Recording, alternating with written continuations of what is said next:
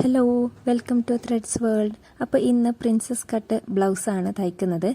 അതിനായിട്ടുള്ള cutting video ആണ് ഇന്ന് ഉൾപ്പെടുത്തിയിട്ടുള്ളത്. അപ്പോൾ ഇതൊരു സാരീൻ്റെ പീസാണ്. ഞാനിവിടെ പേപ്പറിലൊന്നും കാണിക്കുന്നില്ല, ഡയറക്റ്റായിട്ട് തുണിയിൽ തന്നെ വെച്ചിട്ട് ചെയ്യുന്നതാണ്. ആദ്യം തന്നെ ബാക്ക് വശമാണ് കട്ട് ചെയ്യുന്നത്. അപ്പോൾ അതിനായിട്ടുള്ള പീസ് അളന്നെടുക്കുകയാണ് ചെയ്യുന്നത്.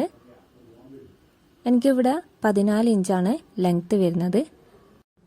അതുപോലെ ചെസ്റ്റ് 34 ഷോൾഡർ എടുത്തിട്ടുള്ളത് 6 ഇഞ്ചും അതുപോലെ ആം ഹോളും 6 ഇഞ്ച് തന്നെയാണ് എടുക്കുന്നത്. ഇവിടെ ചെസ്റ്റിൻ്റെ ഭാഗം മാർക്ക് ചെയ്യുമ്പം ടോട്ടല് 34 ഇഞ്ചാണ്. അപ്പോൾ അതിൻ്റെ 4 ഭാഗം 8.5 ഇഞ്ചും പ്ലസ് 1 ഇഞ്ച് തയ്യൽ തുമ്പും കൂടെ കൂട്ടിയിട്ട് 9.5 ഇഞ്ച് എടുക്കുക. അതുപോലെ വേസ്റ്റിൻ്റെ എടുക്കുക, മേലത്തിൻ്റെ 1 ഇഞ്ച് കുറച്ചാൽ മതി.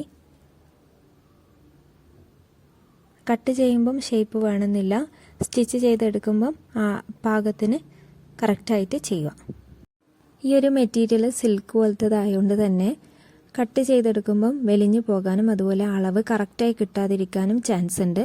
അതുകൊണ്ട് തന്നെ നമ്മൾ ഉദ്ദേശിക്കുന്നതിനേക്കാളും 1 ഇഞ്ചോ 1/2 ഇഞ്ചോ കുറച്ച് കൂട്ടുന്നത് നല്ലതായിരിക്കും. ഇനി നെക്കിൻ്റെ ഭാഗം ബാക്ക് വശത്ത് 8 ഇഞ്ചാണ് ഞാൻ എടുക്കുന്നത്. അതുപോലെ 2.25 ഇഞ്ച് ആ ഭാഗത്തും ഇറക്കത്തിൽ 3 ഇഞ്ചുമാണ് വെക്കുന്നത്. ബാക്ക് വശത്ത് ഓപ്പൺ കൊടുക്കുന്നൊരു പ്രിൻസസ് കട്ടാണിത്. അപ്പോൾ സാധാ പോലെ അളന്നെടുത്ത് കട്ട് ചെയ്തതിന് ശേഷം നേരെ മുറിച്ച് മാറ്റിയാൽ മതി.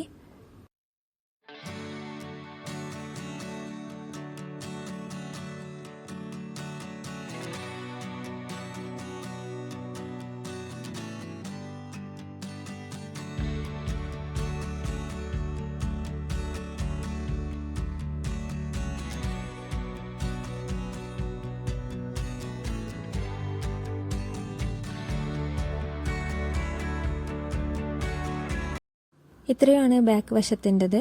ഇനി ഫ്രണ്ടിലെ ഭാഗം കട്ട് ചെയ്യുന്നത് കാണിക്കാം.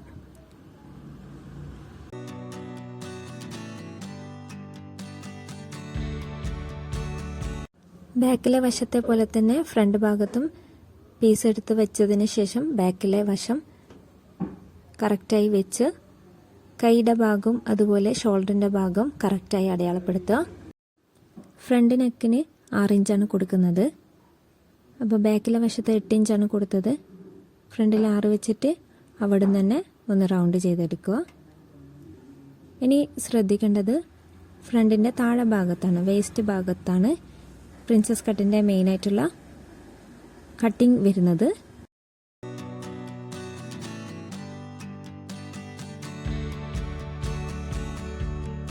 ഇനി കൈയിൻ്റെ ഭാഗത്ത് കുറച്ച് നീട്ടി വരക്കേണ്ടതുണ്ട്. അപ്പം അത് സ്റ്റിച്ച് ചെയ്യുമ്പോൾ മനസ്സിലാവും. താഴത്തെ ഭാഗത്ത് 7.5 ഇഞ്ചാണ് ബാക്ക് വശത്ത് വരുന്നത്. അപ്പം അതിൻ്റെ 2 ഇഞ്ച് അധികം ഇവിടെ എടുക്കേണ്ടതുണ്ട്.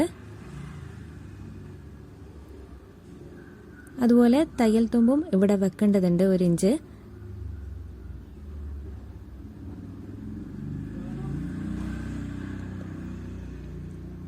ഇനി നെക്കിൻ്റെ ആ ഭാഗത്തുള്ള അവിടെ നിന്ന് 10 ഇഞ്ച് അല്ലെങ്കിൽ 9 ഇഞ്ച് എടുക്കാം.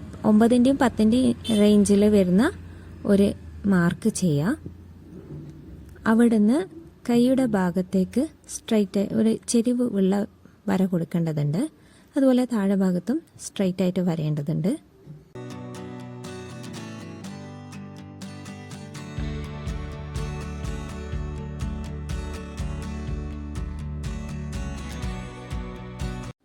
ഇനി അതൊന്ന് ഷേപ്പ് ചെയ്ത് വരക്കേണ്ടതുണ്ട്. ഇനി വേസ്റ്റ് ഭാഗത്തിൻ്റെ അവിടെ മാർക്ക് ചെയ്തതിൻ്റെ അവിടെ നിന്ന് 1.5 ഇഞ്ച് മാറി വരക്കേണ്ടതുണ്ട്. അവിടെ നിന്ന് 9 ഇഞ്ച് മാർക്ക് ചെയ്ത അവിടേക്ക് ഒരു വളവ് രീതിയിൽ വേണം വരച്ചെടുക്കാൻ. അപ്പം അങ്ങനെ കർവ് ഷേപ്പായിട്ട് വരച്ചതിന് ശേഷം കട്ട് ചെയ്ത് മാറ്റാവുന്നതാണ്.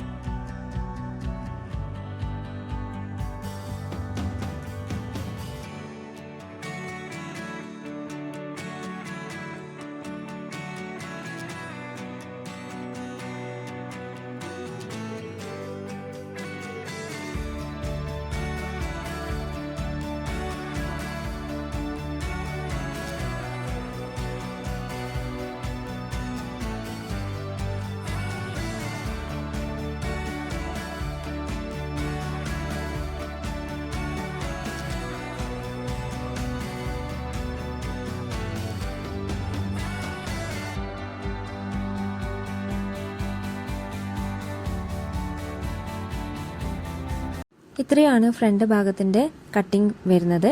ഇനി സ്ലീവ് വെക്കുന്നതും അതുപോലെ ഓപ്പണിന് വെക്കാനുള്ള പീസും ബാക്ക് വശത്തെ നാടക്ക് വേണ്ടിയിട്ടുള്ള പീസും കട്ട് ചെയ്യേണ്ടതുണ്ട്. അപ്പോൾ സ്ലീവിനായിട്ട് ലെങ്ത്ത് ഞാൻ എടുക്കുന്നത് 10 ഇഞ്ചാണ്. അപ്പോൾ ഇവിടെ 12 ഇഞ്ച് വെക്കുന്നുണ്ട്, മടക്കി തയ്ക്കാനും അതുപോലെ ജോയിൻ ചെയ്യാനും വേണ്ടിയിട്ടുള്ളത്.